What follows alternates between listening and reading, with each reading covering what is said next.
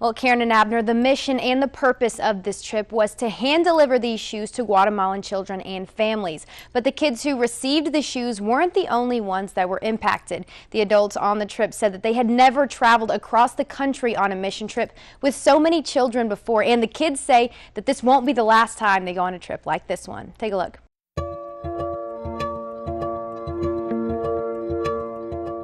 Train a child in the way he should go, and when he is old, he will not turn from it. Proverbs 22:6. I've never gone on a mission trip with young children. 14 years old. 13 years old. 13 years old. I'm 12. 10 years old. I've never been on a trip with this many children, and as Marianne said, as young as they are. I'm 12 years old. I'm 12 years old. And I am 12. I'm 10 years old. And I'm 10 years old. I've been on a trip where I was the only kid. If all these kids were not on the trip, it probably would have been awkward. It's such a joy. It just fulfills your life.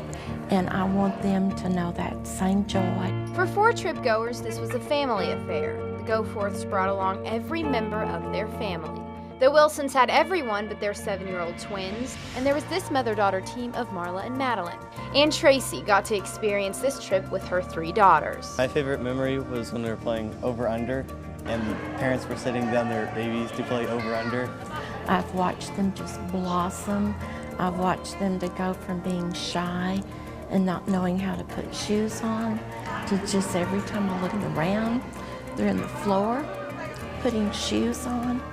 Oh my goodness, my heart is overflowing.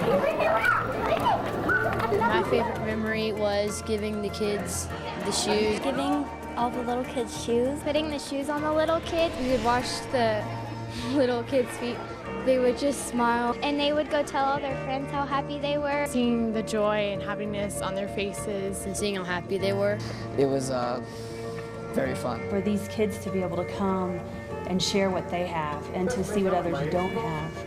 And I just think to be able to take that in and to go back home and realize the importance of the things that are around them. What I've learned from this is that we should be grateful for what we have and we shouldn't take things for granted. We don't need everything we see. These kids have needs that we need to meet, and that we have hope, and we can share that hope with them.